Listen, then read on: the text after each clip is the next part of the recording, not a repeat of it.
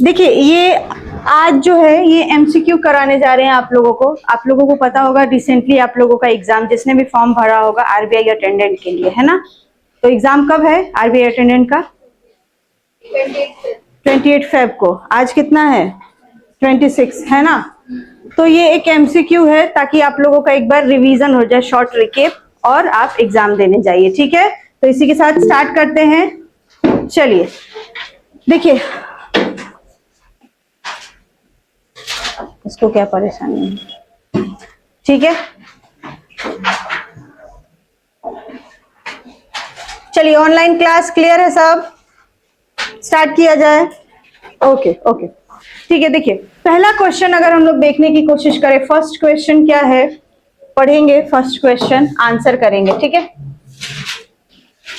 देखिए दिया है क्या, where in India is the Majuli bridge located, है ना। यानी कहने का मतलब क्या है, आपसे क्वेश्चन पूछ रहा है कि माजुली ब्रिज जो है ये कहाँ पे है। पहला क्वेश्चन आप लोगों का है माजुली ब्रिज जो है ये कहाँ पे है। ठीक, याद रखेंगे। ऑप्शन अगर हम देखने की कोशिश करें, क्या कह रहा है, अरुणाचल प्रदेश, लद्दाख, असम, पुडुचेरी और इनमें से कोई नहीं, नन। तो क्या होगा राइट आंसर, है ना। Right answer Assam. यस, याद रखिएगा अभी रिसेंटली 12 फरवरी को, है ना, क्या किया गया है, एक ब्रिज का उद्घाटन किया गया है। कहां से कहां तक, तो देखेंगे लखीमपुर।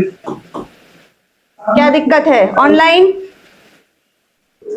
देखो लखीमपुर से अगर बात की जाए तो माजुली तक के लिए, लखीमपुर से माजुली तक। ऑनलाइन किसका स्पीकर ऑन है? आप लोग अपना स्पीकर ऑफ कीजिए।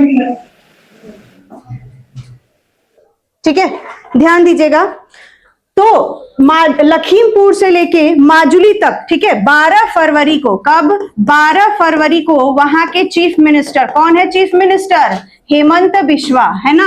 हेमंत बिश्वा के द्वारा क्या किया गया है, इस ब्रिज का उद्घाटन किया गया है, इस ब्रिज का उद्घाटन किया गया है। तो ये आपका करंट अफेयर्स का क्वेश्चन हो जाएगा कि माजुली ब्रिज कहाँ पे है, तो याद रखेंगे असम में है ना। हाल ही में इसका उद्घाटन वहां के चीफ मिनिस्टर हेमंत बिश्वा के द्वारा किया गया है। ठीक है, और क्या इसमें हम लोग देख सकते हैं, असम की अगर बात की जाए, मैंने आप लोगों को असम स्टेट पढ़ाया है, इसका पुराना नाम अगर पूछे तो याद रखेंगे कामरूप। पुराना नाम इसका क्या है? कामरूप, है ना, पुराना नाम कामरूप। इसके अलावा अगर बात की जाए, है ना, किस रिवर पे है ये अगर बात किया जाए ये ब्रिज, तो याद रखिएगा ये जो ब्रिज है ये आपके लोहित रिवर पे है। ठीक है, लोहित रिवर पे है। ठीक, कौन से रिवर पे है, तो याद रखेंगे लोहित रिवर पे है। किस रिवर पे? लोहित रिवर पे। अगर लोहित रिवर की बात की जाए, ध्यान दीजिएगा, लोहित क्या है, ध्यान देंगे, ये ट्रिब्यूटरी है। किसकी? ये ट्रिब्यूटरी है। किसकी ट्रिब्यूटरी? मतलब क्या होता है, सहायक नदी, है ना।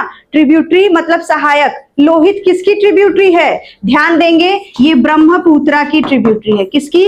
ब्रह्मपुत्रा की। इसमें पेज हम लोग नहीं ले सकते, ठीक है ना।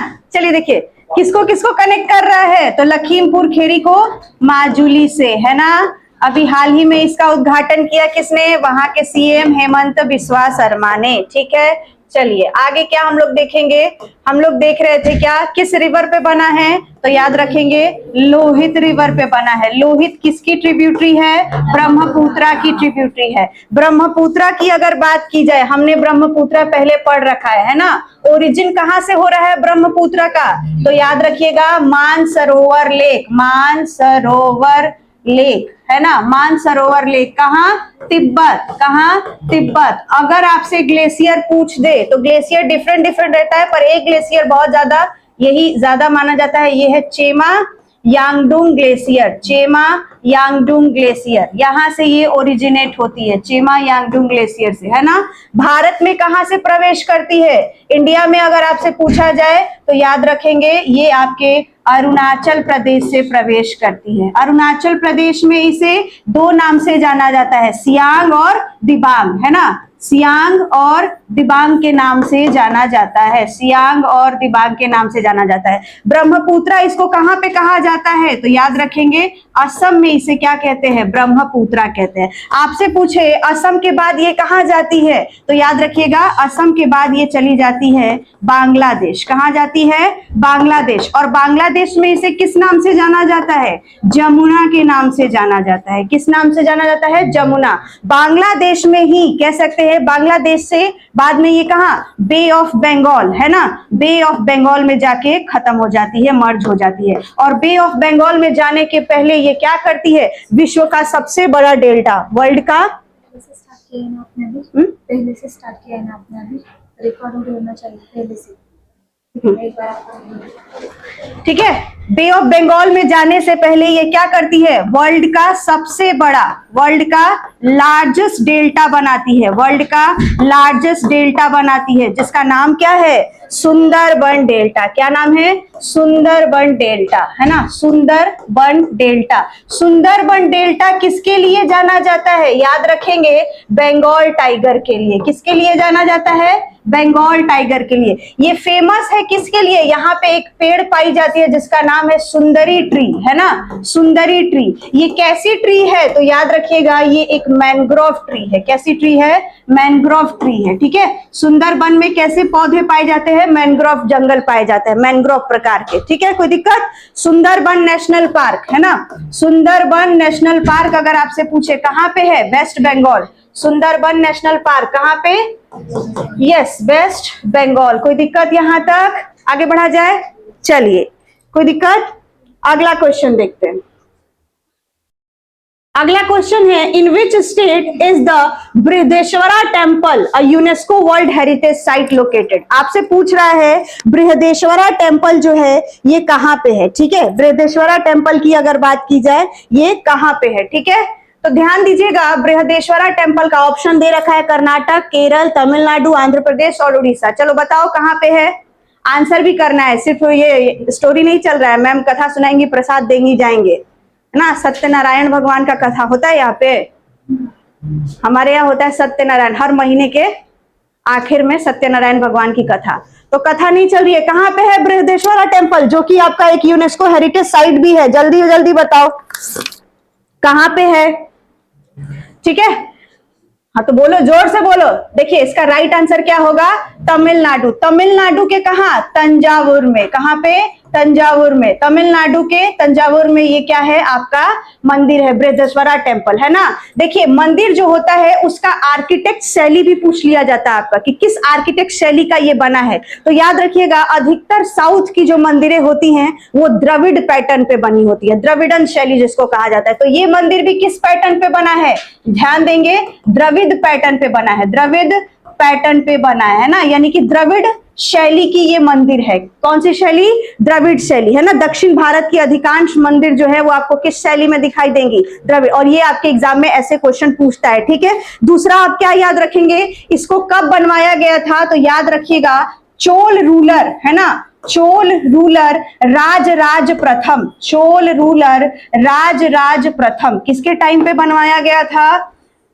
चोल रूलर राजराज प्रथम के टाइम पे, राज प्रथम के टाइम पे ये बनवाया गया था। और ये क्या है आपका? एक यूनेस्को हेरिटेज साइट भी है। ठीक है, कोई दिक्कत नहीं यहां तक। इसको यूनेस्को के लिस्ट में कब डाला गया था? 1987, है ना। और ध्यान रखेंगे क्या, अगर बात की जाए कि राजराज प्रथम के टाइम पे इसको बनाया गया था और तब से लेके आज तक इस मंदिर में क्या हो रही है? पूजा हो रही है। इसलिए इस मंदिर को लिविंग टेम्पल भी कहा जाता है, क्योंकि ये एक बहुत पुरानी मंदिर है और प्राचीन काल से इसमें पूजा हो रही है और आज भी इसमें पूजा हो रहा है, इसलिए इस टेम्पल को लिविंग टेम्पल भी कहा जाता है। ठीक है, यानी कि पैटर्न टूटा नहीं है। ठीक, कोई दिक्कत? किसकी मूर्ति है यहाँ पे? तो याद रखेंगे, अगर मंदिर पूछा जाए किसकी है तो शिव की मंदिर है ना, शिव की मूर्ति है। इसको राजराजेश्वरम मंदिर भी कहा जाता है ना। मूर्ति में मंदिर में मूर्ति किसकी है? तो याद रखेंगे, शिव की प्रतिमा है। किसकी प्रतिमा है? शिव की प्रतिमा है। इसे राजराजेश्वरम टेम्पल के नाम से भी जाना जाता है, राजराजेश्वरम।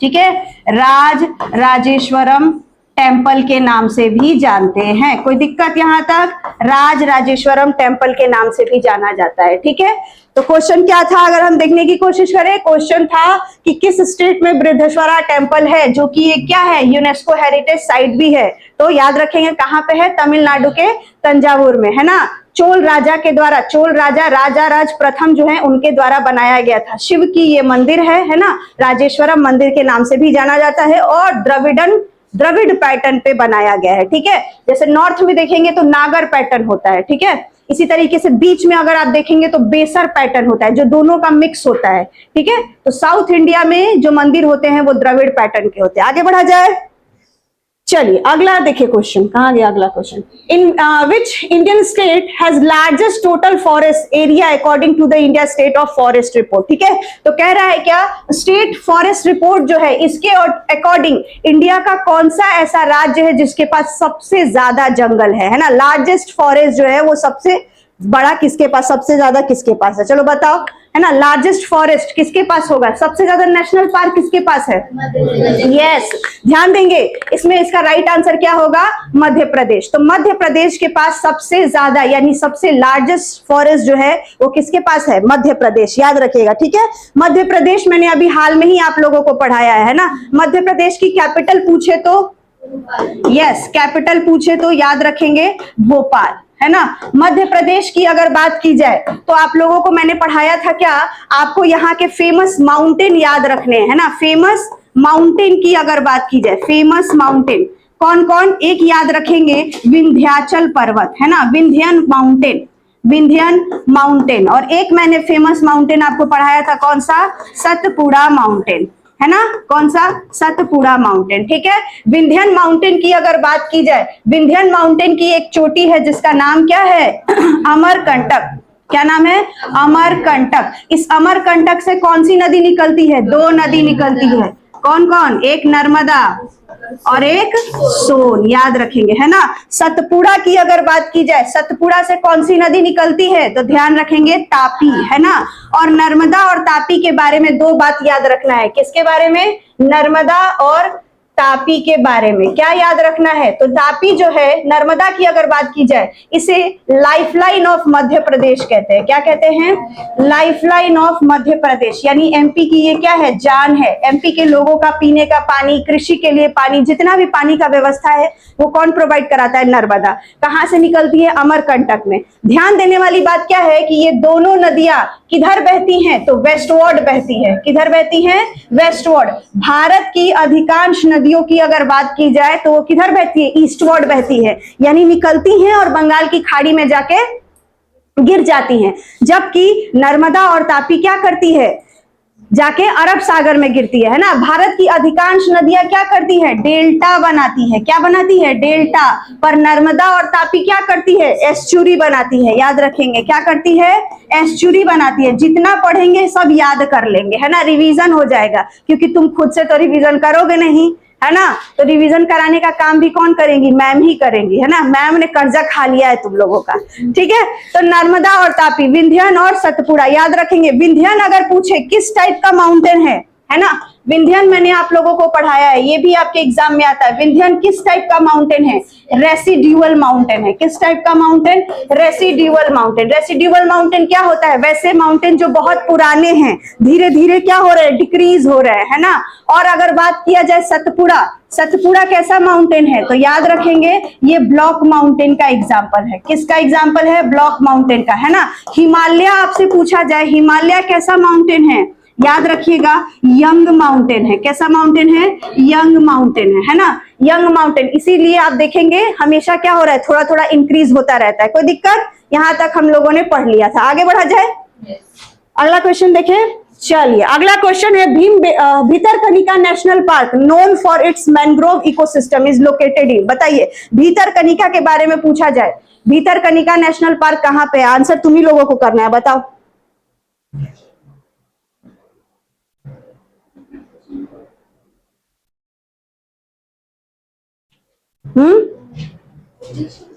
यस, ध्यान दीजिएगा, भितरकनिका नेशनल पार्क कहां पे है, उड़ीसा में है। आप लोगों को बताए थे हम, अगर याद हो, कि मैंग्रोव फॉरेस्ट वाला नेशनल पार्क सबसे बड़ा कौन सा है, सुंदरबन डेल्टा, है ना। सुंदरबन के बाद अगर बात किया जाए, ये सेकंड सबसे बड़ा, सेकंड लार्जेस्ट मैंग्रोव फॉरेस्ट है।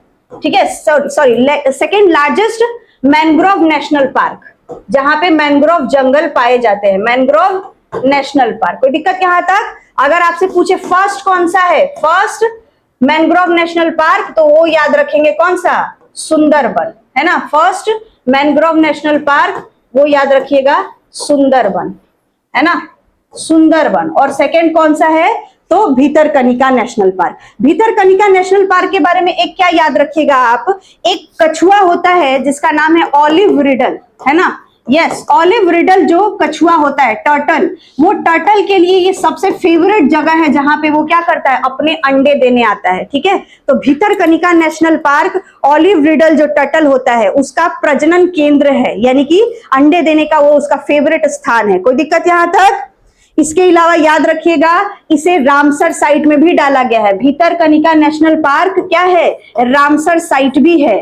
क्या है, रामसर साइट। रामसर साइट बता दूं आप लोगों को, मैंने पढ़ाया भी है, बीच में थोड़ा बहुत बताया है। रामसर साइट क्या है, तो ऐसे वेटलैंड्स को प्रोटेक्ट करने का एक, है ना, एग्रीमेंट है, जहां पे भी वेटलैंड्स होंगे उनको प्रोटेक्ट करना है। तो भीतरकनिका नेशनल पार्क क्या है, एक रामसर साइट भी है। कोई दिक्कत यहां तक, है ना। रामसर डे कब मनाया जाता है, तो याद रखेंगे 2 फरवरी को हर साल क्या मनाया जाता है, वेटलैंड डे मनाया जाता है। क्या मनाया जाता है, वेटलैंड डे मनाया जाता है ना।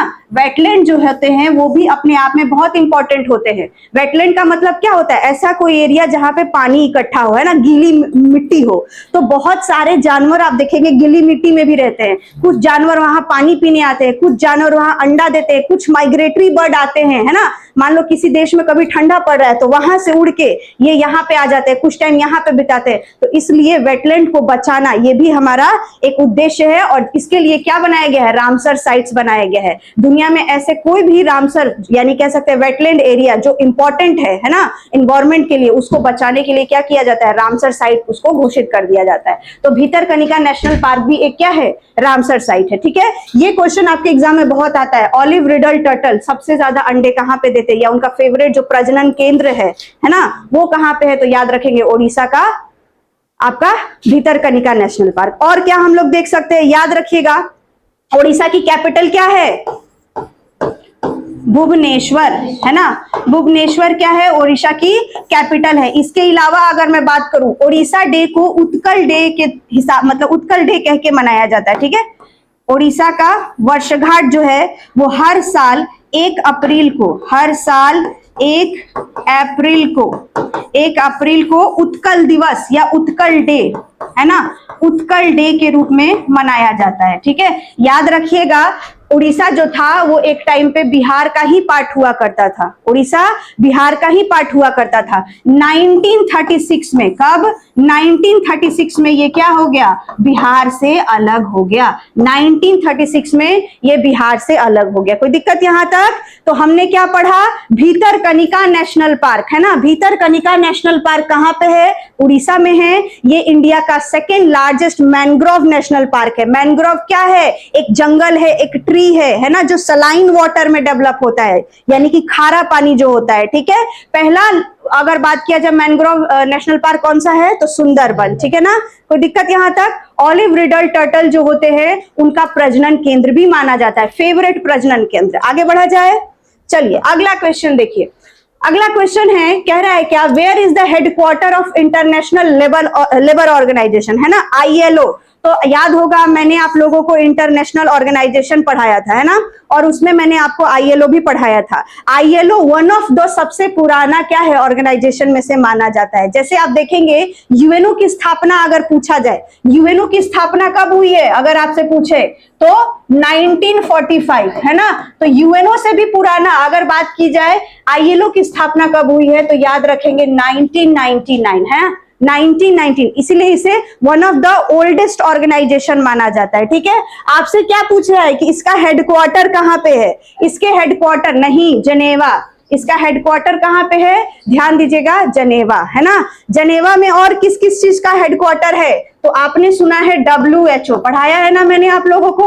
वर्ल्ड हेल्थ ऑर्गेनाइजेशन, इसका भी हेडक्वार्टर कहां पे है, जेनेवा में है। इसके अलावा अगर बात की जाए वर्ल्ड ट्रेड ऑर्गेनाइजेशन WTO, इसका भी हेडक्वार्टर कहां पे है, जेनेवा में है। इसके अलावा आपने पढ़ा होगा एक ऑर्गेनाइजेशन है जिसका नाम है रेड क्रॉस, है ना, खून, रेड क्रॉस जो है इसकी भी हेडक्वार्टर कहां पे है, तो ये भी आपका जेनेवा में है। इसके अलावा वर्ल्ड मेट्रोलॉजिकल ऑर्गेनाइजेशन, ये क्या करती है? World Metrological Organisation, World Metrological Organisation, इसका भी हेडक्वार्टर कहां पे है? जेनेवा में है। कोई दिक्कत यहां तक? इसके अलावा विपो है ना, वर्ल्ड इंटेलेक्चुअल, यस हो गया, इसका भी हेडक्वार्टर कहां पे है? तो याद रखेंगे ये भी जेनेवा में है, ये भी जेनेवा में है ना, वर्ल्ड इंटेलेक्चुअल प्रॉपर्टी ऑर्गेनाइजेशन जिसे कहते हैं, इसका भी हेडक्वार्टर कहां पे है? जेनेवा में। तो ये कुछ इंपॉर्टेंट जगह जो कहां पे है? जेनेवा में इनके हेडक्वार्टर है। ठीक है, कहां पे? याद हो गया। जेनेवा स्थापना कब हुई थी? 1999 में, 1919 में।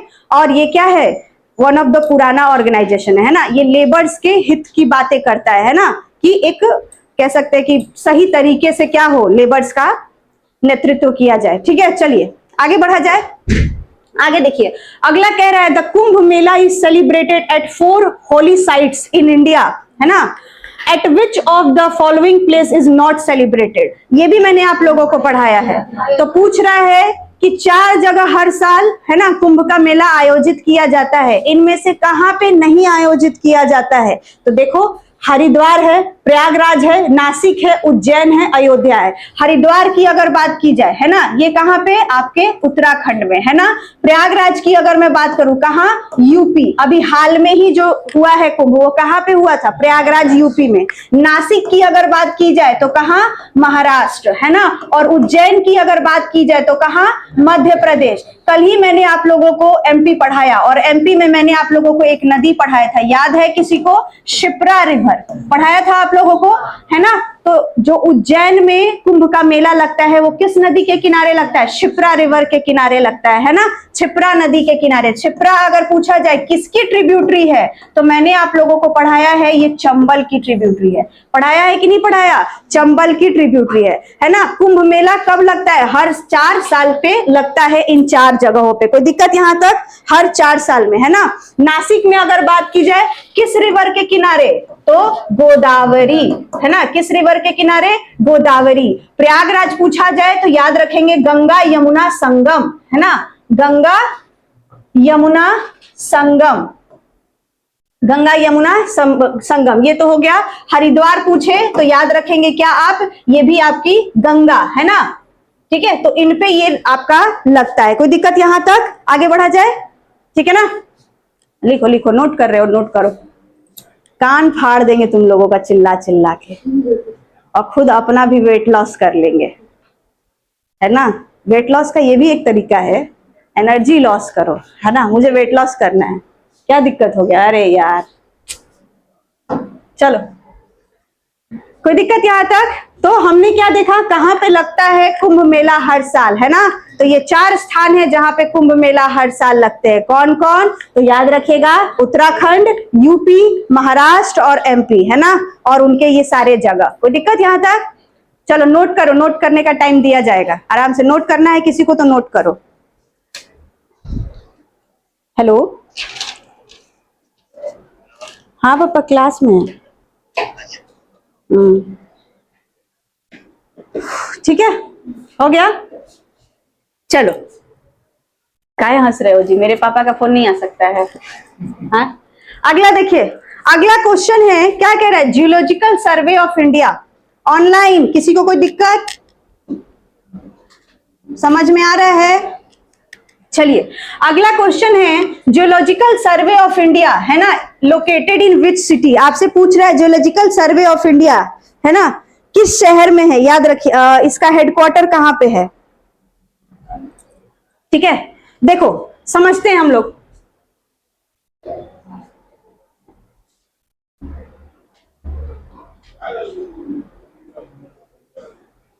चलो देखो, जियोलॉजिकल सर्वे ऑफ इंडिया की अगर बात की जाए, देखिए इसकी स्थापना अगर मैं बोलूं तो कब हुआ था? 1851 में। ठीक है, कब? तो 1851 में। देखिए स्टार्टिंग में ये, जैसे आज अगर बात की जाए जियोलॉजिकल सर्वे ऑफ इंडिया, इसका काम क्या है? तो ये आपका क्या करता है, एक कह सकते हैं कि ज्योग्राफी से रिलेटेड चीजें, है ना, ज्योग्राफी से मेट्रोलॉजी, ये सारी काम करता है ये। ठीक, चीजों को ढूंढना, पुरातत्व चीजें जो है उनको ढूंढना, उनका संरक्षण करना, है ना, देखभाल करना, ये सारा काम इसके हैं, ठीक है। लेकिन प्राचीन काल जब ये इसकी स्थापना हुई थी तब इसकी स्थापना का उद्देश्य था कोयला ढूंढना, ठीक है। जब इसका स्थापना हुआ था तो कोयला ढूंढने के लिए, अब सोचो कोयला क्यों ढूंढा जा रहा था, तो आप लोगों को मैंने पढ़ाया है अगर याद हो, 1853 में क्या हुआ था, भारत में रेलवे की शुरुआत हुई थी। याद है आप लोगों को, भारत में रेलवेज की शुरुआत कब हुई है, 1853 में, है ना। और उस टाइम पे जो रेलवे चला करता था वो किससे चला करता था, इंजन वाला, है ना, भाप इंजन वाला हुआ करता था, तो वो कोयले से चला करता था। तो उस टाइम पे ये जो जियोलॉजिकल सर्वे ऑफ इंडिया है ये कोयला ढूंढने का काम करती थी। लेकिन आज ये क्या करती है, ये मौसम से रिलेटेड बातें या फिर जो पुरातन चीजें हैं उनको संरक्षण करने का काम, ये सारा काम ये करती है, ठीक है ना। तो अगर बात की जाए रेलवे की शुरुआत के लिए इसको बनाया गया था, जब रेलवे की शुरुआत हुई थी तो कोयला ढूंढने के लिए इस ऑर्गेनाइजेशन को बनाया गया था। हेडक्वार्टर इसका पूछे तो याद रखेंगे इसका हेडक्वार्टर कहां पे है, मुंबई में है। दूसरा याद रखिएगा, पहला रेलवे अगर पूछा जाए, है ना, पहला रेलवे कब चलाया गया था, फर्स्ट रेल जो ट्रेन है पैसेंजर ट्रेन कब चलाया गया था, तो याद रखिएगा 1853 में। कहां से कहां तक, तो बॉम्बे से थाने तक, यस, बॉम्बे से थाने तक। ये पहली क्या थी, फर्स्ट पैसेंजर ट्रेन थी, इंडिया की फर्स्ट पैसेंजर ट्रेन, है ना, फर्स्ट पैसेंजर। और इसका क्रेडिट किसको जाता है, याद रखिएगा लॉर्ड डलहौजी को। किसको क्रेडिट जाता है, लॉर्ड डलहौजी को जाता है ना, लॉर्ड डलहौजी को जाता है, याद रखेंगे लॉर्ड डलहौजी, है ना। लॉर्ड डलहौजी किसके लिए फेमस है, तो एक पॉलिसी आप इसकी याद रखिएगा, डॉक्ट्राइन ऑफ लैप्स, है ना, डॉक्ट्राइन ऑफ लैप्स। क्या है ये डॉक्ट्राइन ऑफ लैप्स, अगर आपसे पूछा जाए, इसमें इन्होंने कहा था कि अगर कोई भी ऐसा रूलर, उस टाइम पे जो राजे रजवाड़े हुआ करते थे, उनका खुद का अगर अपना बायोलॉजिकल बच्चा नहीं है तो उसका जो पूरा राज है वो हड़प करके क्या हो जाएगा, अंग्रेजों के ये में आ जाएगा, ठीक है। इसे हड़प की नीति भी कहा जाता है, हिंदी में इसे हड़प की नीति भी कहा जाता था, ठीक है। यानी कोई भी ऐसा राजा रजवाड़ा जिसका खुद का अपना बायोलॉजिकल संतान नहीं होता है और वो चाहता था किसी को गोद ले ले, तो गोद लेने वाला सिस्टम को बंद कर दिया और कहा कि उसका पूरा जो राजा रजवाड़ा जो है ना, वो प्रिंसली स्टेट जो है वो किस में आ जाएगा, तो ईस्ट इंडिया कंपनी के अंडर में आ जाएगा, है ना। इसी की वजह से, यही याद रखेंगे मेन कारण अगर आपसे पूछा जाए तो मेन कारण तो और भी बहुत सारे कारण थे, लेकिन 1857 का रिवॉल्ट आप लोग पढ़ते हो, 1857 की क्रांति, है ना, उसमें एक कारण डॉक्ट्राइन ऑफ लैप्स भी था। और डॉक्ट्राइन ऑफ लैप्स के कारण नेतृत्व करने वाली 1857 की क्रांति की एक आप लोगों को महत्वपूर्ण नाम याद रखना है, किसका, झांसी की रानी, है ना, झांसी की रानी। तो उन्होंने क्या कहा था कि मैं अपनी झांसी नहीं दूंगी, क्यों, क्योंकि उनका खुद का अपना बायोलॉजिकल बच्चा नहीं था, उन्होंने गोद लिया था, अंग्रेज मान नहीं रहे थे और वो कह रहे थे कि झांसी को हम क्या करेंगे, है ना, ईस्ट इंडिया कंपनी में ऐड कर लेंगे। तो इसके लिए वो 1857 की क्रांति में कूदी थी। कोई दिक्कत यहां तक, आगे बढ़ा जाए, चलिए अगला क्वेश्चन देखिए। अगला क्वेश्चन है, कह रहा है how many language are currently included in the 8th schedule of Indian constitution. ये भी आप लोगों को पढ़ा है, यस। 8th शेड्यूल की अगर बात की जाए, है ना, 8वां अनुसूची की अगर बात की जाए, इसमें टोटल लैंग्वेजेस कितने हैं, तो याद रखेंगे 22। लेकिन ओरिजिनली इसमें कितने, अगर आपसे पूछा जाए कि जब संविधान का निर्माण हुआ था, है ना, जब संविधान का निर्माण हुआ था कब, 26 जनवरी 1950, है ना, लागू कर दिया गया था। इस टाइम पे इसमें कितनी भाषा थी, तो याद रखिएगा इस टाइम पे इसमें 14 भाषा थी। कितनी, 14 भाषा। लेकिन वर्तमान में अगर पूछा जाए, अभी प्रेजेंट में इसमें कितनी भाषा है, तो याद रखेंगे 22 भाषा, है ना। इसको भी पढ़ने का तरीका आप लोगों को सिखाया है, कौन कौन, याद रखेंगे 21, 71 और 92, है ना। 21वां संविधान संशोधन, इसमें क्या जोड़ा गया, सिंधी लैंग्वेज जोड़ा गया। तुम लोग इसको मजाक समझते हो ना, ये बहुत बार क्वेश्चन आता है और इसी तरीके से आता है, पूछता है किस संविधान संशोधन के तहत सिंधी भाषा जोड़ा गया, वहां तुम्हारी कहानी गुल हो जाएगी। ऑप्शन में बहुत सारा कॉन्स्टिट्यूशन अमेंडमेंट दिया रहेगा, तो 21 कॉन्स्टिट्यूशन अमेंडमेंट के तहत सिंधी भाषा जोड़ी गई। इसी तरीके से अगर बात किया जाए 71 कॉन्स्टिट्यूशन अमेंडमेंट के तहत कौन कौन सा, 3 भाषा, कौन कौन, नेपाली, है ना, इसके अलावा मणिपुरी और कोंकणी, नेपाली, मणिपुरी और कोंकणी।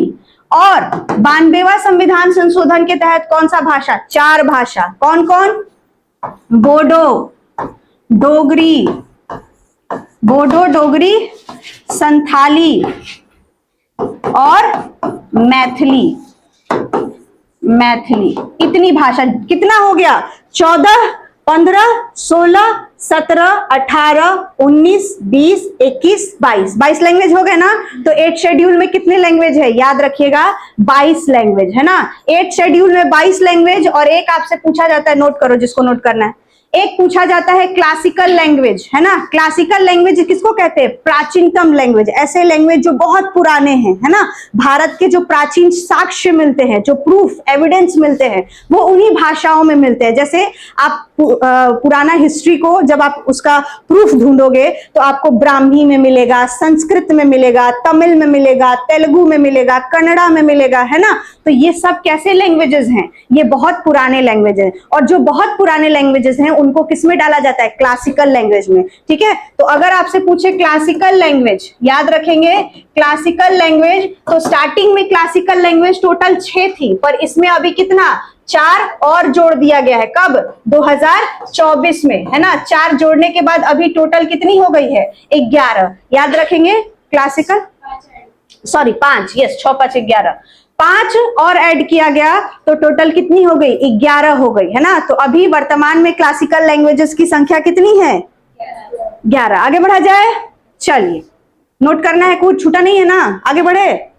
चलिए अगला देखिए, अगला क्वेश्चन अगर देखा जाए क्या है, कह रहा है the comptroller and auditor general, यानी इसे कहा जाता है कैग, है ना, of India is appointed by whom, ठीक है। कह रहा है किसके द्वारा कैग का अपॉइंटमेंट होता है, यानी कि कंप्ट्रोलर एंड ऑडिटर जनरल। देखिए कंप्ट्रोलर एंड ऑडिटर जनरल की अगर बात की जाए, ऑडिट का मतलब क्या होता है? ऑडिट करना मीन्स क्या होता है? खाता बही, है ना, उसका पूरा लेखा जोखा निकालना। तो ये कंप्ट्रोलर और जनरल जो है ये भी क्या करता है? सरकार का एक खाता बही निकालता है, पूरा उसका गणना करता है ना। तो आपसे पूछ रहा है कि कैग को अपॉइंट कौन करता है? ऑप्शन है prime minister, parliament, chief justice of India, या प्रेसिडेंट ऑफ इंडिया, या फाइनेंस मिनिस्टर, है ना। तो कौन करता है कैग का अपॉइंटमेंट? देखिए कैग का अपॉइंटमेंट जो है ये याद रखेंगे प्रेसिडेंट ऑफ इंडिया करती है ना। भले रिकमेंडेशन रहेगा किसका? आपका प्राइम मिनिस्टर का, या कह सकते हैं लोकसभा का, रिकमेंडेशन उनकी होगी, पर अपॉइंटमेंट कौन करता है? तो याद रखेंगे प्रेसिडेंट ऑफ इंडिया, है ना। कौन करता है? President of India. कोई दिक्कत यहां तक? ठीक, चलिए आगे बढ़ा जाए, अगला क्वेश्चन देखा जाए, है ना। अगर आपसे चीफ जस्टिस पूछे तो इनका भी अपॉइंटमेंट जनरली सबका कौन करता है? प्रेसिडेंट ऑफ इंडिया ही करती है, ठीक है। एक आप ध्यान रखेंगे, गवर्नर की अगर बात की जाए तो गवर्नर का भी अपॉइंटमेंट अगर पूछे तो कौन करता है? प्रेसिडेंट ऑफ इंडिया ही करता है। पर इसमें अगर आप देखेंगे तो सीएम जो चीफ मिनिस्टर होती है उसका भी एडवाइस होता है, ठीक है। आगे बढ़ा जाए, अगला क्वेश्चन देखिए, where is the headquarter of NITI Aayog? आपसे पूछ रहा है नीति आयोग का हेडक्वार्टर कहां पे है ना। नीति आयोग का हेडक्वार्टर कहां पे है?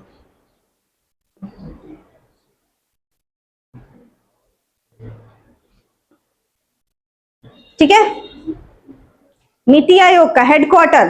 पहले तो समझो इस नीति आयोग का फुल फॉर्म क्या होता है? तो इसका फुल फॉर्म होता है नेशनल इंस्टीट्यूशन, है ना, national institution of transforming India, है ना।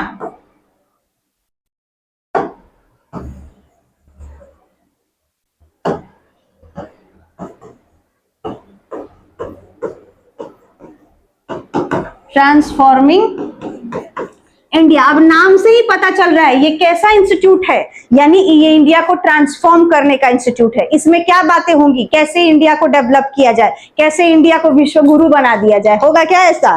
विश्व गुरु बनेगा इंडिया, ठीक है। इंडिया का यूनिवर्सिटी आता है एकदम लास्ट में, क्या विश्व गुरु बनेगा, ठीक है। तो कैसे इंडिया को विश्व गुरु बनाया जाए, ये सारी बातें, है ना। कैसे इंडिया का स्वास्थ्य अच्छा किया जाए, रेलवेज अच्छा किया जाए, ट्रांसपोर्ट अच्छा किया जाए, ये सारी, तो कह सकते हैं ये एक इंडिया का क्या है?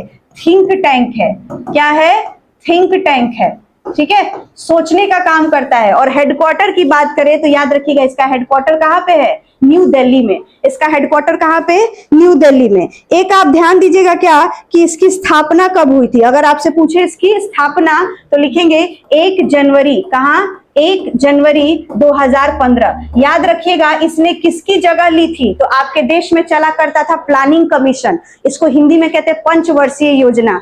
होता क्या था कि हर बार क्या होता था, 5 साल के लिए एक योजना बना लिया जाता था कि इस साल हमारा टारगेट ये है ना, तो उसको बोलते थे प्लानिंग कमीशन। तो प्लानिंग कमीशन को हटा करके और क्या लाया गया, नीति आयोग लाया गया। ठीक है, तो नीति आयोग जो है इसने किसको रिप्लेस किया, तो याद रखेंगे हमेशा ये क्वेश्चन आपके एग्जाम में आता है कि इसने प्लानिंग कमीशन को रिप्लेस किया। किसको, प्लानिंग कमीशन को रिप्लेस किया है। ठीक है, दूसरा आपसे क्या पूछेगा, हमारा क्वेश्चन क्या है कि हेडक्वार्टर तो हमने देख लिया, एक आपसे एग्जाम में ये भी पूछ देता है कि इसके चेयरपर्सन कौन है। ठीक है, इसके चेयरपर्सन कौन है अगर आपसे पूछे, याद रखिएगा ऑलवेज नीति आयोग का चेयरपर्सन प्राइम मिनिस्टर होते हैं, पीएम होते हैं। तो पीएम नरेंद्र मोदी जो है ये इसके क्या है, चेयरपर्सन है। अगर आपसे पूछे वाइस चेयरपर्सन कौन है, कौन बताएगा, वाइस चेयरपर्सन, वाइस चेयरपर्सन इसके कौन है, ये एग्जाम में आता ही आता है। अगर चेयरपर्सन चेंज होते हैं, नए अपॉइंट होते हैं या कुछ भी, तो नीति आयोग से क्वेश्चन आता है। वाइस चेयरपर्सन की अगर बात करें, लिखिएगा सुमन के बैरी, सुमन के बैरी है ना, ये इसके क्या है, चेयरपर्सन है। ठीक है, ये आपके वाइस चेयरपर्सन है। एक आपका आ जाता है सीईओ, इसके कौन है, सीईओ है ना, तो लिखिएगा VVR सुब्रमण्यम है ना। सीईओ पूछे, सीईओ तो लिखिएगा VVR सुब्रमण्यम, ये इसके क्या है, तो सीईओ है। कोई दिक्कत नीति आयोग में है ना। नीति आयोग क्या है, तो ये आपके एक थिंक टैंक की तरह काम करती है इंडिया में, नए नए योजना लाना, नए नए है ना, किस तरीके से इंडिया का विकास किया जाए, ये सारी बातें होती है। चेयरपर्सन कौन है, तो प्राइम मिनिस्टर है। वाइस चेयरपर्सन कौन है, तो याद रखेंगे सुमन बेरी है। और आपके सीईओ पूछे तो VVR सुब्रमण्यम है। ठीक है ना, आगे बढ़ा जाए। चलो अगला क्वेश्चन देखिए, World Wildlife Day is observed annually on which date. पूछ रहा है आपसे वर्ल्ड वाइल्ड लाइफ डे के बारे में है ना, वर्ल्ड वाइल्ड लाइफ डे।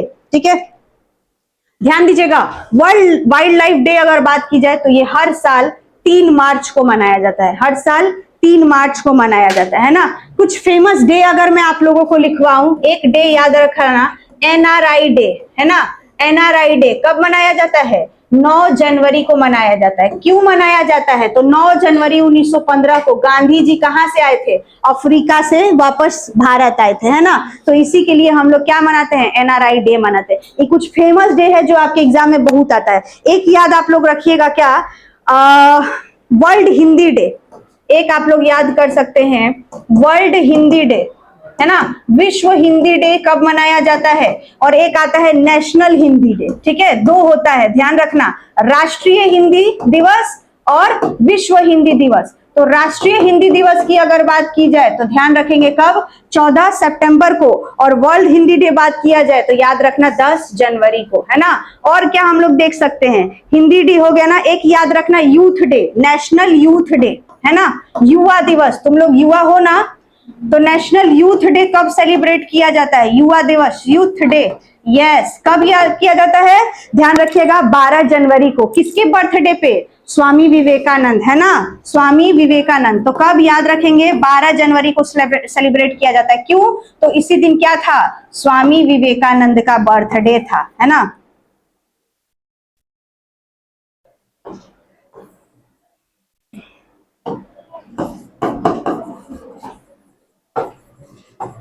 ठीक है ना, तो इनकी याद में यूथ डे। और कुछ देख ले क्या, एक याद रखना वोटर्स डे है ना। वोटर्स डे कब सेलिब्रेट किया जाता है, वोटर्स डे है ना, तो याद रखेंगे 25 जनवरी को है ना, 25 जनवरी 1950 पहला जो वोटिंग का जो स्टार्ट किया गया था। ठीक है, तो 25 जनवरी को हम लोग क्या मनाते हैं, वोटर्स डे के रूप में मनाते हैं ना।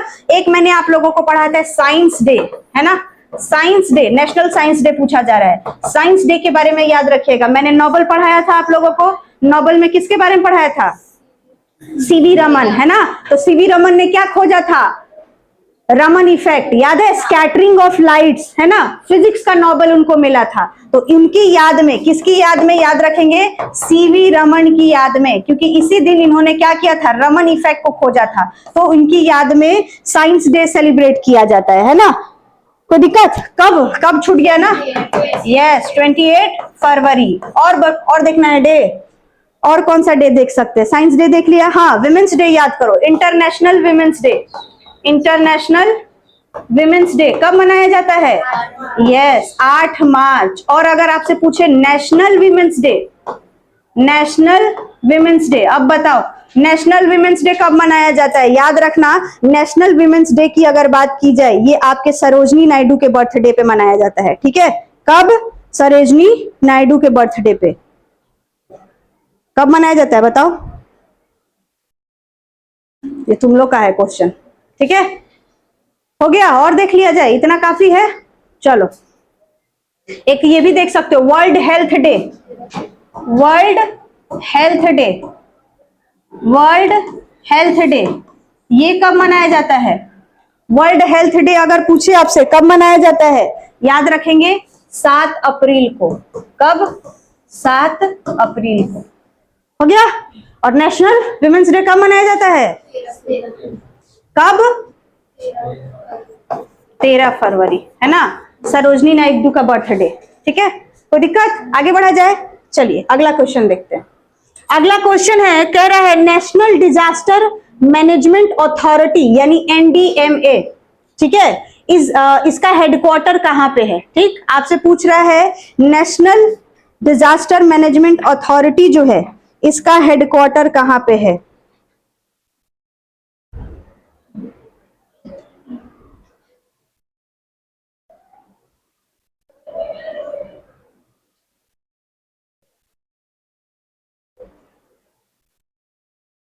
ठीक है, चलो देखो एक चीज मैं बता देती हूं आप लोगों को, एनडीएमए और एक इसी का ऑर्गेनाइजेशन है, इसी से निकल के बना है एनडीआरएफ। सुना होगा आप लोगों ने, है ना? एनडीआरएफ देश में जब भी कोई आपदा का सिचुएशन आता है ना, बाढ़ आ गया, भूकंप आ गया, है ना, कुछ भी ऐसा हुआ, तो उस प्रॉब्लम में सबसे पहले अगर आपको रेस्क्यू करने कोई आता है तो वो ऑर्गेनाइजेशन कौन सी है? एनडीआरएफ है ना? ये एनडीएमए की ही एक ऑर्गेनाइजेशन है। तो ये दोनों अगर पूछा जाए, हेडक्वार्टर इसका पूछा जाए तो ध्यान रखिएगा न्यू दिल्ली, है ना? इसको क्या कहेंगे? नेशनल डिजास्टर, है ना, रेस्क्यू फोर्स, ये आपका रेस्क्यू फोर्स है, और ये आपका नेशनल डिजास्टर मैनेजमेंट अथॉरिटी उसी के अंदर में आता है ना। अभी आप लोगों ने देखा होगा उत्तराखंड का, वो याद है आप लोगों को डिजास्टर, है ना? 2013 ना, आई थिंक उस टाइम पे जो हुआ था आपका उत्तराखंड का, उसमें सबसे ज्यादा अगर बात किया जाए जो जान बचाने का काम किया वो किसने किया? एनडीआरएफ ने किया। या कोविड के टाइम पे आप देखेंगे, कोविड के टाइम पे बहुत अच्छा काम किया एनडीआरएफ ने। तो एनडीआरएफ देश में आपदा प्रबंधन का काम करती है,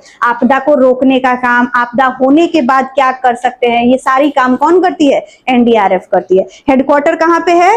तो याद रखिएगा न्यू दिल्ली में, है ना? कोई दिक्कत यहां तक? फॉर्मेशन अगर बोले तो लिखेगा 2005, इसका फॉर्मेशन बोले तो कब? 2005, ठीक है?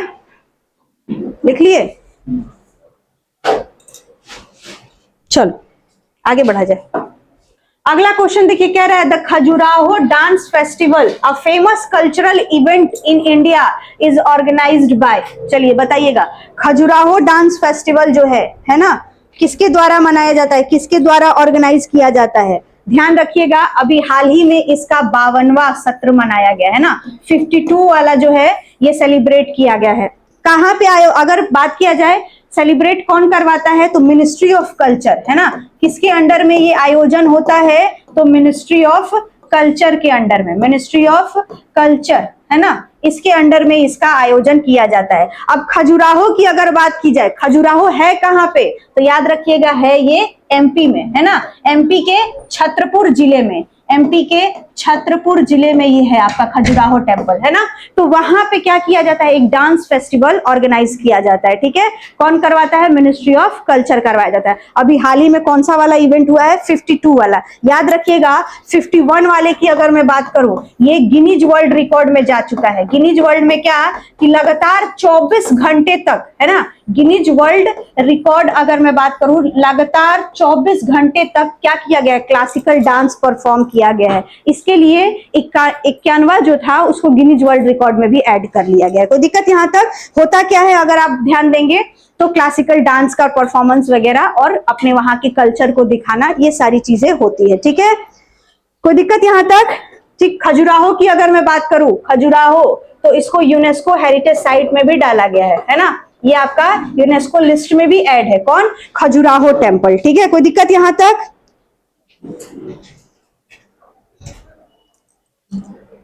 ठीक, चलिए लिखिएगा कब?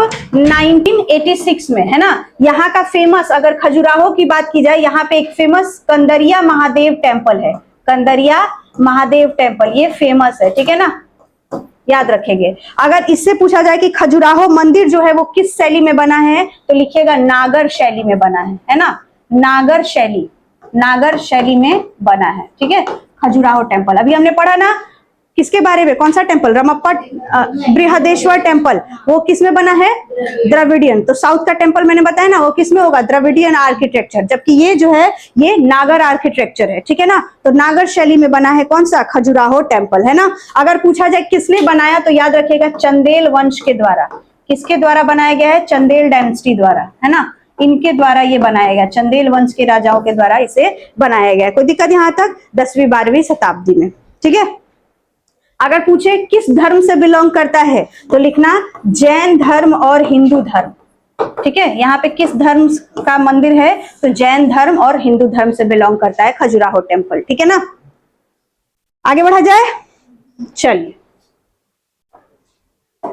चलो अगला क्वेश्चन क्या कह रहा है कि which organisation is responsible for managing foreign exchange reserve in India, है ना।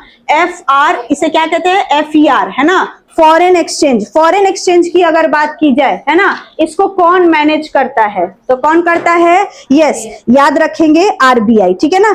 RBI इसको मैनेज करता है। ये ऑलरेडी ये हाईलाइट है ना। देखिए फॉरेन एक्सचेंज की अगर बात की जाए, फॉरेन एक्सचेंज का मतलब क्या होता है? विदेशी मुद्रा भंडार। इसे हिंदी में क्या कहते हैं? विदेशी मुद्रा भंडार। विदेशी मुद्रा भंडार, किसी देश का विदेशी मुद्रा भंडार कितना है, उससे ये पता चलता है कि वो देश कितना मजबूत है ना। जैसे अगर बात की जाए फॉरेक्स रिजर्व की, तो आप लोगों को याद होगा, अगर किसी बच्चे ने इकोनॉमिक्स पढ़ा होगा, 1990 और 91 का जो ये दशक है, इस टाइम पे इंडिया का फॉरेक्स रिजर्व 15 दिन का भी नहीं बचा था, है ना। माना जाता है कि 15 डेज का बस जो है फॉरेक्स रिजर्व बचा था। हालत इतनी खराब हो गई थी उस टाइम पे, इंडिया को लोन लेना पड़ गया था। किससे इंडिया ने लोन लिया था? याद रखिएगा IMF से इंडिया ने लोन लिया था, है ना। और IMF ने क्या रिकमेंड किया था कि तुम्हें क्या करना पड़ेगा? अपने देश में सुधार करना पड़ेगा, है ना। कौन सा सुधार? तो याद रखिएगा LPG रिफॉर्म्स। आप लोगों को सब पढ़ाया हुआ है, LPG रिफॉर्म्स, है ना। क्या है ये LPG रिफॉर्म्स? तो याद रखेंगे L का मतलब है लिबरलाइजेशन। L का मतलब क्या है? लिबरलाइजेशन, है ना। P का मतलब क्या है? प्राइवेटाइजेशन। P का मतलब क्या है?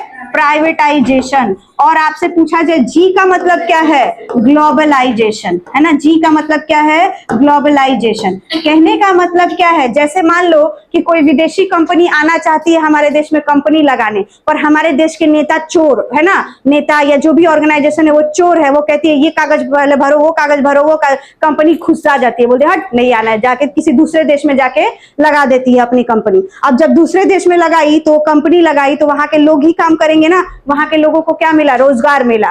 कुछ कमाएगी तो कुछ टैक्स भी तो पे करेगी, तो देश के GDP में ऐड हुआ। लेकिन जब तुम आने ही नहीं दोगे तो तुम्हारे देश का विकास होगा क्या? तो सबसे पहले IMF ने कहा कि लिबरल बनो, डॉक्यूमेंटेशन बंद करो। वहां से फोन करेगा एप्पल कि एक कंपनी खोलना है यहाँ पे, बोले हाँ हाँ कोई दिक्कत नहीं है, मोबाइल में सब काम हो गया। लिबरलाइजेशन इसको कहते हैं, है ना। प्राइवेटाइजेशन का मतलब क्या है कि खुद काम सब नहीं करना है। रेलवे भी हम ही चलाएंगे, प्राइवेट जेट भी हम ही चलाएंगे, एयरप्लेन भी हम ही चलाएंगे, खाना भी हम ही पैक करेंगे, कार भी हम ही बनाएंगे। सब काम खुद करने की जरूरत नहीं है, क्योंकि तुम सब काम करोगे तो तुम्हारे अंदर जो लोग आएंगे उनको सरकारी नौकरी देनी पड़ेगी। सरकारी नौकरी दोगे तो सरकारी नौकरी वाले लोग कैसे होते हैं? भ्रष्ट होते हैं। काम कम करना है, आराम ज्यादा करना है ना। तो ऐसे क्या हो जाएगी? कंपनी डूब जाएगी। जबकि प्राइवेटाइजेशन होगा, लोग ज्यादा से ज्यादा काम करेंगे, देश में कंपटीशन बढ़ेगा, है ना। तो अगर प्राइवेटाइजेशन नहीं होता, जैसे आपने सुना होगा बहुत सारे सहारा जेट है, इंडिगो है, अगर ये सब क्या है? प्राइवेट है। अगर ये सरकार अपने हाथ में लिए रहती तो सरकार को ही ये एरोप्लेन खरीदना पड़ता। सहारा है, इंडिगो है ना, जेट एयरलाइन है, तो प्राइवेट लोग है, तो प्राइवेट लोग को आने दो। इसका मतलब प्राइवेटाइजेशन। ग्लोबलाइजेशन का मतलब क्या है? इंडिया को कनेक्ट करो और कंट्रीज के साथ, है ना। ये है आपका ग्लोबलाइजेशन। किसके, अगर पूछा जाए, एक आपसे पूछा जाता है कि इस टाइम पे फाइनेंस मिनिस्टर कौन थे, तो याद रखिएगा doctor Manmohan Singh. Prime minister कौन थे? यस, मनमोहन सिंह क्या थे? फाइनेंस मिनिस्टर थे, है ना? Manmohan Singh finance minister. और प्राइम मिनिस्टर पूछे तो यस, पीवी नरसिम्हा राव। ठीक है, ये आपके एग्जाम में आता है, तो कोई दिक्कत यहां तक?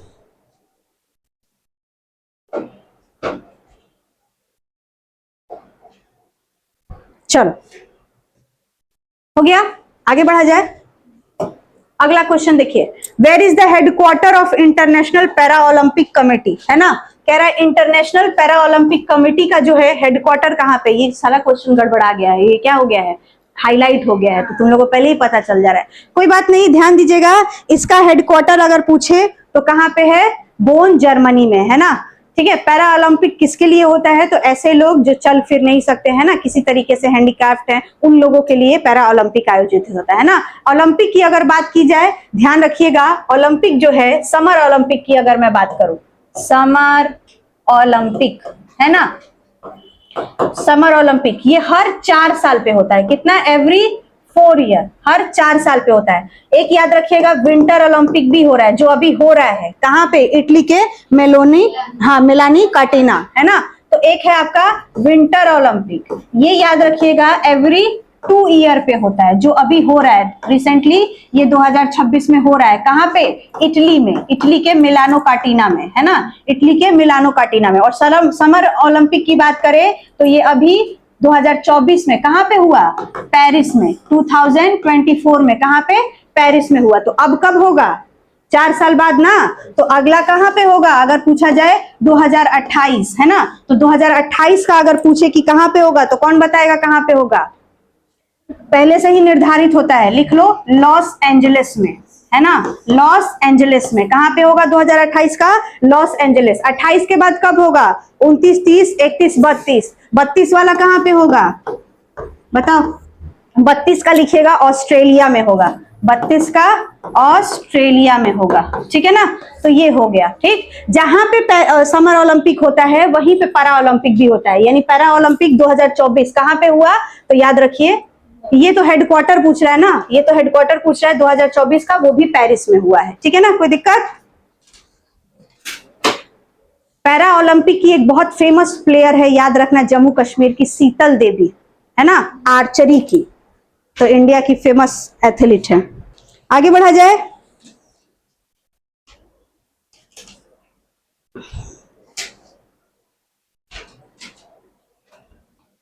एक याद रख लेना, first Paralympic gold medalist Indian, है ना? फर्स्ट इंडियन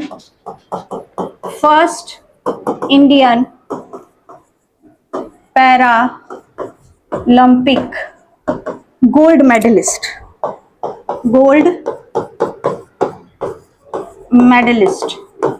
ठीक है? ये याद रखिएगा, ये स्विमिंग में आए थे, इनका नाम है स्विमिंग, ठीक है? मुरलीकांत, पूरा नाम इनका क्या है? मुरलीकांत पाटेकर, ठीक है? स्विमिंग के अंदर मुरलीकांत पाटेकर, मुरलीकांत पाटेकर, ये पहले क्या है? इंडियन है जिनको स्विमिंग में गोल्ड मेडलिस्ट मिला था पैरा ओलंपिक के भीतर, ठीक है?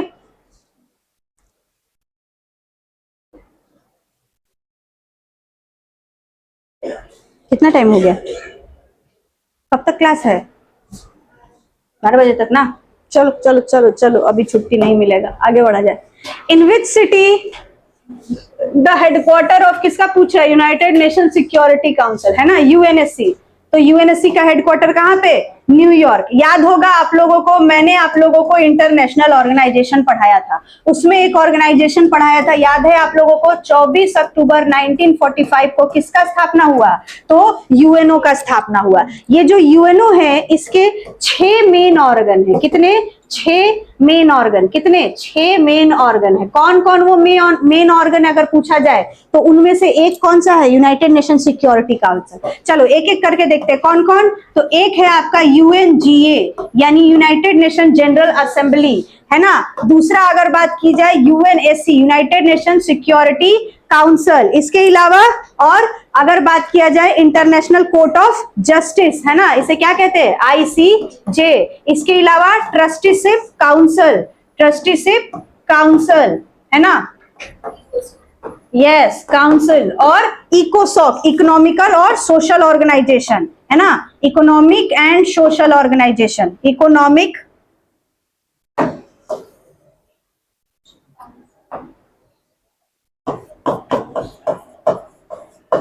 Economic and social organisation. इसके अलावा कौन सा छूट गया? 1 2 3 4 5 और एक है आपका सेक्रेटरिएट, है ना, सेक्रेटरिएट। तो ये 6 मेन ऑर्गन है किसके? यूएनओ के, है ना। यूएनएससी की अगर बात की जाए, यूएनएससी को हम लोग और समझ सकते हैं। यूएनएससी के बारे में मैंने आप लोगों को बताया, इसमें टोटल मेंबर कितने होते हैं? 5 मेंबर जो होते हैं इनको कहा जाता है परमानेंट मेंबर। इनको क्या कहते हैं? Permanent member. और 10 कितने होते हैं? Non permanent member. 10 कितने? नॉन परमानेंट मेंबर, है ना, नॉन परमानेंट मेंबर। इनका टेन्योर कितना होता है? तो याद रखिएगा 2 ईयर। और ये जो 5 होते हैं इनके पास क्या होता है? वीटो पावर होता है। वीटो पावर का मतलब क्या है? कि ये किसी भी वोटिंग को या किसी भी डिसीजन को चेंज करने का पावर रखते हैं ना। इसके अलावा अगर पूछा जाए कि कौन वो बेशुमार खुशकिस्मत लोग हैं तो याद रखेंगे यूएस है, यूके है ना, फ्रांस है, रशिया है, चाइना है और यूके हो गया ना, इंग्लैंड मतलब यूके हो गया। एक कौन सा छूट गया? 1 2 3 4 हो तो गया 5, हाँ ठीक है ना, 5। ये 5 कंट्रीज हैं जो क्या है? यूनाइटेड नेशन सिक्योरिटी काउंसिल में है ना, यानी ये स्थायी हैं, इनको कभी नहीं बदला जाएगा। जबकि ये जो 10 हैं ये क्या होंगे? हर 2 साल पे चेंज होते रहेंगे, एवरी 2 ईयर्स। कोई दिक्कत यहां तक? चलिए हो गया। और क्या देख लिया जाए? अगला है the OPEC organisation of petroleum exporting country. इसका हेडक्वार्टर कहां पे है? देखो ये तो पहले ही आपको पता चल गया, कहां पे है? वियना। ओपेक की अगर बात की जाए, नाम से पता चल रहा है, कह रहा है क्या? Petroleum exporting country. क्या? पेट्रोलियम एक्सपोर्टिंग कंट्री, यानी ऐसे कंट्री जो क्या करते हैं? पेट्रोल का एक्सपोर्ट करते हैं। इंडिया करता है क्या? इंडिया एक्सपोर्ट नहीं करता है, इंपोर्ट करता है ना। हमारे देश में खनिज संसाधन जो है, या कह सकते हैं ये जो है संसाधन, ये हमारे यहाँ कम है, तो हमें क्या करना पड़ता है? मंगाना पड़ता है। इसका हेडक्वार्टर कहाँ पे? तो वियना। वियना कहाँ पे है? ऑस्ट्रिया, है ना, ऑस्ट्रिया, वियना ऑस्ट्रिया में, है ना। तो यहाँ पे इसका हेडक्वार्टर है, ठीक है। इसमें अगर बात की जाए टोटल मेंबर कितने हैं, अगर आपसे पूछा जाए टोटल मेंबर ऑफ किसके? ओपेक के टोटल मेंबर कितने? तो याद रखिएगा 12। कितने? 12, है ना। इसकी स्थापना जो है अगर आपसे पूछा जाए, याद रखिएगा 1960 में कहां पे किया गया था? इराक में, है ना, इराक में बगदाद कॉन्फ्रेंस के थ्रू, बगदाद कॉन्फ्रेंस के थ्रू इसकी क्या हुई थी? स्थापना हुई थी, है ना। बगदाद कॉन्फ्रेंस के थ्रू इसकी स्थापना हुई थी। तो कोई दिक्कत है यहां तक? है ना। ये आपके जैसे आप सुनते होंगे ईरान, इराक, जो कुवैत, वेनेजुला, है ना, ये सऊदी अरबिया, ये सब क्या है? इसके फाउंडिंग मेंबर्स हैं, जो स्टार्टिंग में ही इसके मेंबर बने थे। वर्तमान में कितने मेंबर हैं? 12 मेंबर। ये एक ऐसे देश का ग्रुप है जिनके पास क्या है? पेट्रोलियम है ना। चलो आगे बढ़ा जाए। अगला देखिए, कह रहा है the Sarnath museum, the oldest site museum of archaeological survey of India, is based in which city. आपसे पूछ रहा है किसके बारे में? एक तो आप याद रखेंगे एएसआई के बारे में भी हम लोग पढ़ेंगे, ठीक है। आर्कियोलॉजिकल सर्वे ऑफ इंडिया, है ना। सबसे पहला तो आपसे पूछ रहा है कि सारनाथ म्यूजियम है कहां पे? तो याद रखना है सारनाथ म्यूजियम है वाराणसी में, है ना। सारनाथ की अगर मैं बात करूं, सारनाथ म्यूजियम की, आप लोग देखते होंगे आपके नोट पे या कोई भी सरकारी चीज होता है उस पे एक आपको चिन्ह दिखता है जिसको आप लोग कहते हैं अशोक एम्बलम, कहते हैं, देखा है आपने? उसमें क्या होता है? लायन होता है ना। ये अशोक एम्बलम जो है इसका रियल वाला इमेज जो है, यानी रियल ये कहाँ पे रखा हुआ है? सारनाथ म्यूजियम में रखा है। अशोक एम्बलम किसके टाइम का है? तो याद रखेंगे मगध, एक आपकी उस टाइम पे एम्पायर हुआ करता था जिसका नाम था मगध एम्पायर। इस मगध एम्पायर का एक रूलर हुआ करता था, बहुत फेमस रूलर, जिसका नाम क्या था? अशोका द ग्रेट, है ना, अशोका द ग्रेट। इसके टाइम का है ये अशोक एम्बलम, जिसे हमारा क्या बनाया गया? राष्ट्रीय चिन्ह बनाया गया है ना। तो ये असल में कहां पे रखा गया है? तो वाराणसी में रखा गया। अशोक के बारे में जब पढ़ेंगे तो याद रखिएगा इसके द्वारा कौन सा फेमस युद्ध लड़ा गया था? कलिंगा वॉर, है ना, कलिंगा वॉर याद रखेंगे। कलिंगा वॉर बहुत फेमस है। कलिंग किसको कहा जाता था? कलिंग पुराना नाम है उड़ीसा का, कलिंग उड़ीसा का पुराना नाम है, ठीक है। तो कलिंगा वॉर अगर पूछे किसके द्वारा लड़ा गया? अशोका के द्वारा लड़ा गया। और कलिंग वॉर के बाद ही अशोक ने क्या कर दिया था? युद्ध त्याग दिया था। अशोक ने उसके बाद क्या कर लिया था? बुद्धिज्म को अपना लिया था, यानी बौद्ध धर्म से बहुत ज्यादा प्रेरित हो गया था, इंस्पायर हो गया था। और बौद्ध धर्म में कहा जाता है कि मोह मत करो, लालच मत करो, है ना, किसी की हत्या मत करो। तो इसके बाद ही इसने क्या कर दिया था? युद्ध धर्म को छोड़ के, है ना, धर्म की नीति के मार्ग पे चल गया था। तो इसलिए याद रखेंगे कलिंग वॉर फेमस है, ठीक है ना, अशोक के द्वारा लड़ा गया था, ठीक है। तो सारनाथ म्यूजियम मैंने आप लोगों को बता दिया। सारनाथ के बारे में अगर हम लोग और पढ़े तो सारनाथ वही जगह है जहां पे क्या हुआ था? महात्मा बुद्ध को ज्ञान की प्राप्ति हुई थी, है ना। महात्मा बुद्ध आपने सुना है, महात्मा बुद्ध का नाम। तो इनको ज्ञान की प्राप्ति, यानी बुद्धिज्म में इसको कहा जाता है निर्वाण। क्या कहते हैं? निर्वाण की प्राप्ति जो है ये कहां पे हुई थी? याद रखना, सारनाथ में हुई थी। तो सारनाथ इसलिए भी इंपॉर्टेंट, और ये आपका क्वेश्चन आता है एग्जाम में कि महात्मा बुद्ध को ज्ञान की प्राप्ति कहां हुई थी? तो याद रखेंगे वाराणसी के सारनाथ में हुई थी, ठीक है। नहीं नहीं नहीं नहीं नहीं नहीं, ज्ञान की प्राप्ति गया में, यहां पे इन्होंने पहला उपदेश दिया था। सॉरी, ज्ञान की प्राप्ति नहीं, इसको थोड़ा ठीक कर लेना। सारनाथ में इन्होंने अपना क्या किया था? पहला उपदेश, है ना। ज्ञान की प्राप्ति गया में हुई थी, ठीक है। ज्ञान की प्राप्ति होने के बाद अपना पहला उपदेश इन्होंने कहां पे दिया था? तो सारनाथ में दिया था, ठीक है। कह सकते 5 ऐसे ब्राह्मण थे, 5 ऋषि थे जिनको इन्होंने पहली बार जो भी उन्हें समझ में आया, ज्ञान की प्राप्ति हुई, उनको दिया था सारनाथ में, ठीक है। बौद्ध धर्म में इसको कहा जाता है, ये जो पहला उपदेश है इसको कहा जाता है धर्म चक्र प्रवर्तन। ये भी आपके एग्जाम में आता है। बौद्ध धर्म में ये जो इन्होंने ज्ञान दिया ना, उसको क्या कहा जाता है? धर्म चक्र प्रवर्तन।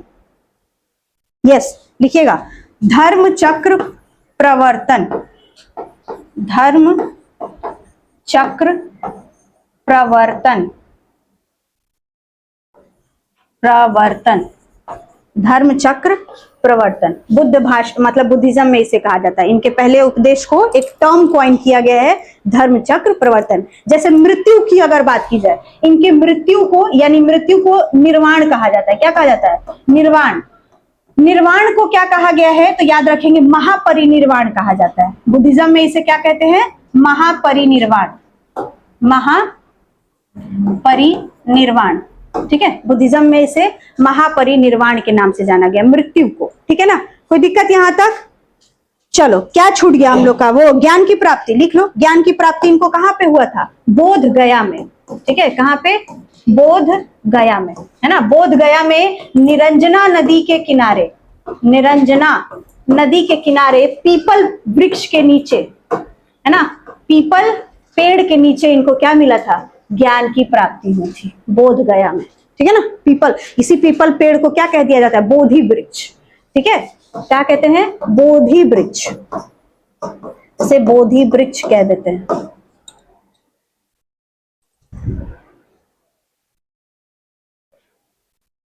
हो गया?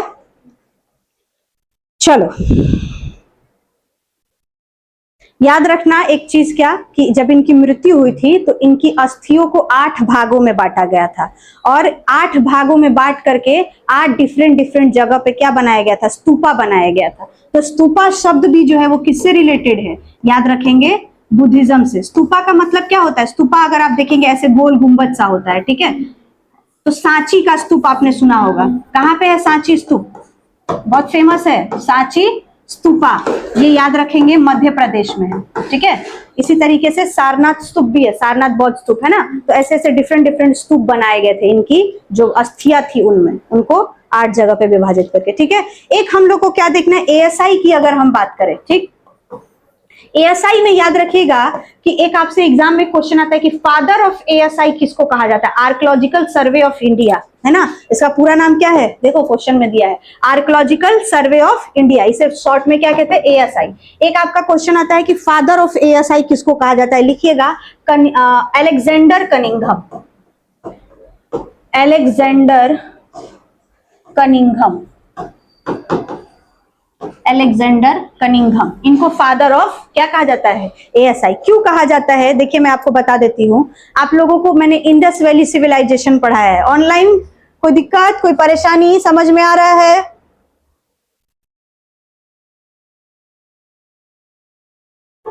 कोई डाउट है किसी को, कुछ पूछना है?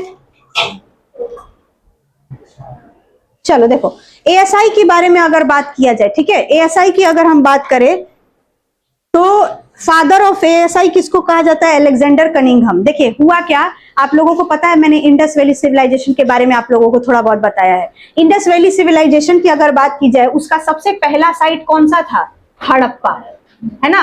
हड़प्पा पहला साइट था, कब ढूंढा गया, 1921 में। किसके द्वारा, तो याद रखेंगे किसके द्वारा, मैं भी भूल गई यार, क्या नाम है, स्टक हो जाता है दिमाग कभी कभी, चलो मुझे याद नहीं आ रहा है, ठीक है। याद रखिएगा किसके द्वारा, राखलदास बनर्जी, दयाराम साहनी, यस, किसके द्वारा ढूंढा गया, दयाराम साहनी के द्वारा, दयाराम साहनी के द्वारा, है ना। पहला हड़प्पा का साइट जो है इंडस वैली, आप देखेंगे ज्यादातर ये जो साइट्स है पाकिस्तान साइड में है, ठीक है। तो जब क्या हुआ कि ये जब कह सकते हैं कि उधर मुल्तान वाला जो एरिया है ना, वहां पे रेलवे ट्रैक बिछाया जा रहा था। तो जब रेलवे ट्रैक बिछाया जा रहा था तो खुदाई का काम चल रहा था, उस खुदाई में क्या मिला, पकी हुई ईंटें मिलने लगी जमीन के नीचे से। तो लोगों को लगा कि आखिर ये क्या है ना। तो उस टाइम पे जब ये फर्स्ट टाइम मिला तो सब लेके गए, जो उस टाइम पे एएसआई हुआ करते थे उनके पास, पर उन्होंने ज्यादा ध्यान नहीं दिया, है ना। फिर नए एएसआई अपॉइंट हुए, कौन, ये आपके अलेक्जेंडर कनिंघम। और इन्हीं के टाइम पे 2 इंडियंस अपॉइंट हुए इनके अंडर में काम करने के लिए, एक आपके दयाराम साहनी और एक राखलदास बनर्जी। और इन लोगों को जब जमीन के नीचे से पकी हुई ईंटें मिलनी चालू हुई तो इन लोगों ने इस पे रिसर्च करना चालू किया, और जब रिसर्च किया तो पाया कि जमीन के नीचे एक बहुत पूरा बड़ा क्या है, सिविलाइजेशन ही है, बड़ा बड़ा घर निकल रहा है, कुआं निकल रहा है, स्विमिंग पूल निकल रहा है। तब लोगों के नजर में पहली बार इंडस वैली सिविलाइजेशन आया, ठीक है ना। इसीलिए इनको फादर ऑफ क्या कहते हैं, आर्कियोलॉजिकल सर्वे ऑफ इंडिया, ठीक है, याद रखेंगे। चलिए आगे बढ़ा जाए, ठीक है। एक और याद कर लेना तुम लोग, क्या अशोक एम्बलम हमने पढ़ा ना, उस पे एक शब्द लिखा है सत्यमेव जयते, है ना, सत्यमेव जयते। सत्यमेव जयते जो है ये पूछता है आपके कहां से लिया गया है, तो एक उपनिषद है जिसका नाम है मुंडका उपनिषद, है ना, मुंडका उपनिषद। तो कहां से लिया गया है, तो याद रखिएगा मुंडको उपनिषद से लिया गया है, मुंडको उपनिषद से लिया गया है, ठीक है। ये शब्द कहां से लिया गया है, मुंडको उपनिषद से लिया गया है, ठीक। कोई दिक्कत यहां तक, आगे बढ़ा जाए, ठीक है। एएसआई किसके अंडर में काम करती है, तो मिनिस्ट्री ऑफ कल्चर के अंडर में काम करती है, ठीक है। हेडक्वार्टर कहां पे है, अगर एएसआई की बात की जाए, इसका हेडक्वार्टर कहां पे है, न्यू दिल्ली, कहां पे है, न्यू दिल्ली। और किसके अंडर में काम करती है, तो याद रखिएगा मिनिस्ट्री ऑफ कल्चर के अंडर में काम करती है, ministry of culture, yes, ministry of culture के अंडर में काम करती है। आगे बढ़ा जाए, छोड़ दिया जाए, हो गया 12 बज गया, क्या और करा दे, 1-2 और को, कितना हुआ क्वेश्चन, 21 ही हुआ, अरे भाई। चलो देखो अगला है, what is the official currency of Vietnam. चलो देखो देखो, वियतनाम का करेंसी पूछ रहा है, क्या है, याद रखिएगा वियतनाम का करेंसी डोंग है। आपसे पूछे वियतनाम का कैपिटल क्या होगा, वियतनाम का कैपिटल बताओ, वियतनाम का कैपिटल लिखिएगा हनोई, है ना, कैपिटल क्या है, हनोई, वियतनाम का कैपिटल हनोई। कोई दिक्कत यहां तक, आगे बढ़ा जाए। इसके अलावा और कुछ देख ले, यूएई का आपसे पूछा जाए, यूएई का कैपिटल क्या है, आबू धाबी, है ना, आबू ढाबी। कोई दिक्कत यहाँ तक? और क्या लिख सकते हैं हम लोग? करेंसी क्या है? यूएई का करेंसी लिखना दिरहम। क्या है? दिरहम। यस। और देखना है। और अगर हम लोग देखें अभी नया एक तुर्कीये है ना, तुर्कीये, इसका नाम क्या हो गया? तुर्कीये। तुर्कीये का अगर आपसे कैपिटल पूछा जाए, कहाँ है तुर्की का कैपिटल? तुर्की का कैपिटल अंकारा। कहाँ पे है? अंकारा। और इसी तरीके से आपसे क्या पूछेगा? करेंसी अगर पूछे तो करेंसी कहाँ पे है? लिखिएगा करेंसी क्या है? लीरा। करेंसी क्या है? लीरा, है ना। और देखना है, और कंट्री देख ले। और हम लोग देख सकते हैं इजराइल, है ना। इजराइल जो है इसकी कैपिटल कहाँ पे है? जेरूसलम, है ना, जेरूसलम। और अगर आपसे पूछा जाए करेंसी तो याद रखेंगे न्यू स्केल, है ना, न्यू स्केल इसकी करेंसी हो गई। ठीक है, और देख लिया जाए क्वेश्चन। चल देखिए। हाँ हाँ, क्या हो गया? बाप रे बाप, लिखो लिखो लिखो, लग रहा है मारने उड़ने लगेगा।